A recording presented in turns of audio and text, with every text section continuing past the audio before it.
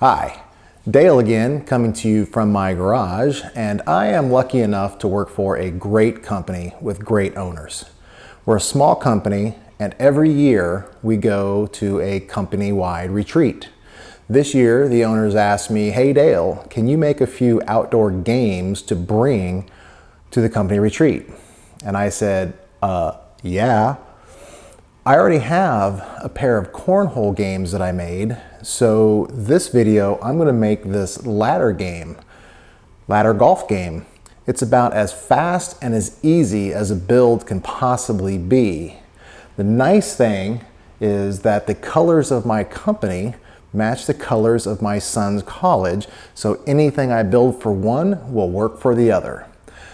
Although this is very, very easy, stick around because I'm going to have a pretty decent tip for you from a lesson learned during this build.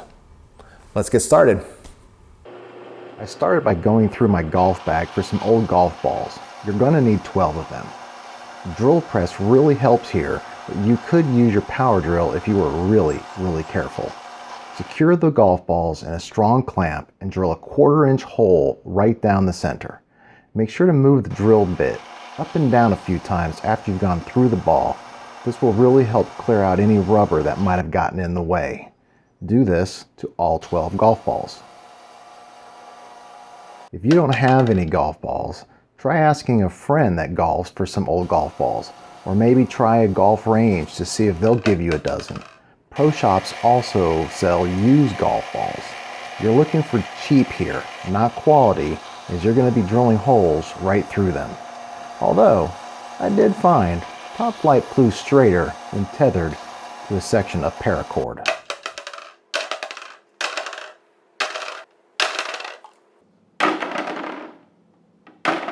I started with the golf balls because I knew I was going to be painting them. I painted 6 of them orange and the other 6 I painted black. This way, I could set them aside to dry while I continued with building the ladders. I clamp a stop block to my table saw fence for a 24-inch cut.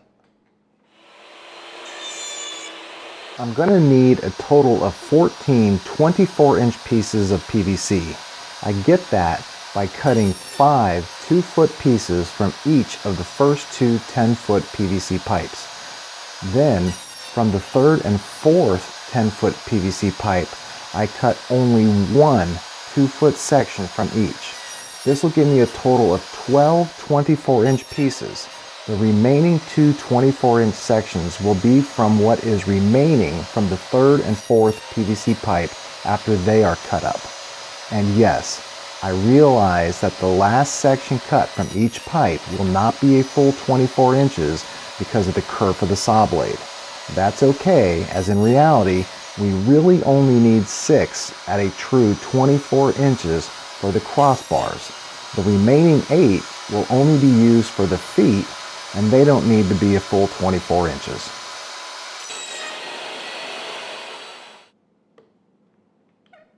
Now I set a stop block on my crosscut sled at 12 inches.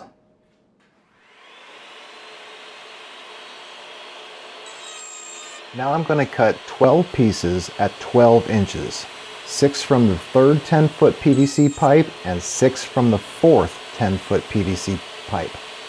We want 13 inches between each rung, so these being at 12 inches plus the PVC T and elbow connections will give us very close to that 13 inches.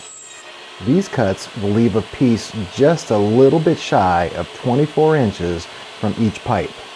That will give me my last 2 pieces I need for the feet and will also use 100% of all 4 10-foot PVC pipes. I'm using my table saw crosscut sled, which I show you how to build in a previous video. Also, in my previous phonics foam video, I show you multiple ways to cut PVC. I'll leave links to both these videos in the description below for your viewing enjoyment. The phonics foam video even shows one very advanced way of cutting PVC, which should only be used by the very well trained. Check it out. A quick note about buying PVC connectors. When you need several of them, look for them pre-packaged with several in each package. Here I found a package of 10 T connectors, which saved me $3 or $4 versus buying 10 individual connectors. I want my ladder golf game to disassemble as much as possible, but I also don't want a bunch of loose PVC connectors, which I know I would just lose. So I'm only going to glue the connectors to single pieces. Feel free to permanently connect with PVC glue as much or as little as you want. It's your world and I'm just living in it. I would recommend that if you do glue more together, that you at least leave the feet non-glued for better storage. The big thing you need to be careful of here is that when you glue the connectors on, they are facing the same direction. This does not need to be watertight, so no primer is needed, and it really does not need much glue at all.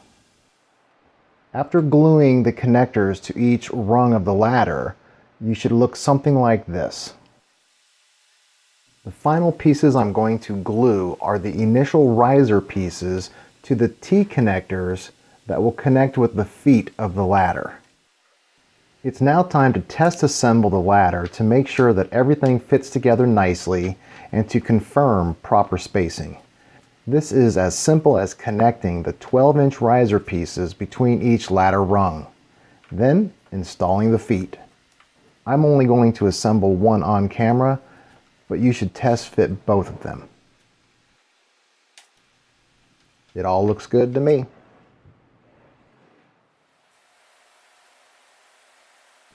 There's only one step left, and that is attaching the rope to the golf balls. But first, I want to get some paint on my ladder so that they can be drying while I attach the rope to the balls. Orange and black are the colors of the company I work for, as well as my son's and wife's college. So orange and black, here I come. The ladder is done at this point, and it doesn't need to be painted if you don't want. Or if you do want to paint it, you can choose whatever color you want. It's your song, I'm just singing it.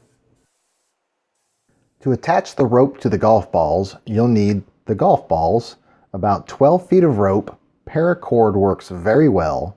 I'm using both orange and black rope, something to make clean cuts in the rope, a tape measure, a lighter to keep the rope from fraying, and some kind of pliers can be helpful as well. Attaching the golf balls to the rope is very easy.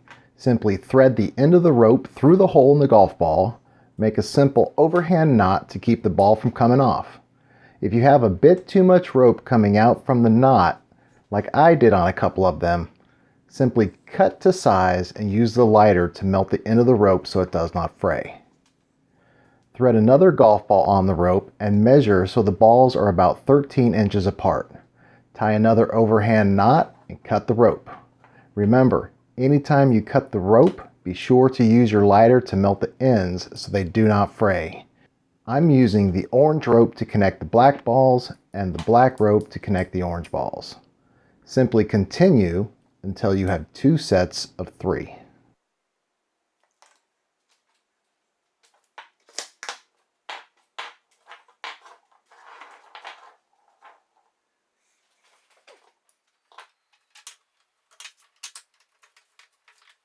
Now it's final assembly time.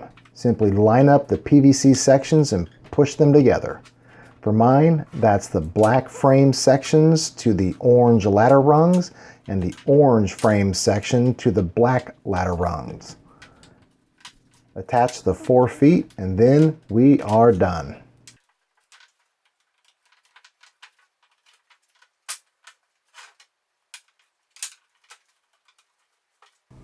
So here you go, final product. Really, this entire project can be done in less than 30 minutes minus the paint. The painting is really the longest part, waiting for it to dry. Everything else easily done within 30 minutes. The big tip that I promised from the beginning, if you're gonna build yours like I built mine, where you can disassemble it completely down to just bars, then what you'll want to do is before you paint anywhere it's going to be connected, Make sure you tape that connection area off, and don't forget the insides of the elbows and tees. That way you won't paint those portions. I painted the entire bars, the entire PVCs, and that really made it a lot tougher to assemble. Just that little bit of paint, a little bit of stickiness, I'm not sure, but I did have to use a little bit of force to really get them back in there. So doing it again, I would tape off every portion that's going to be attached that I want to disassemble and reassemble. It'll make it slide on a lot easier. So now let's give this thing a test. Unfortunately, it's raining pretty hard outside, so I'm going to set it up in the garage and give it a test. But I'll tell you what, while I'm setting it up, that's a great time for you to subscribe, like, and share this video. I'll be right back for the big test.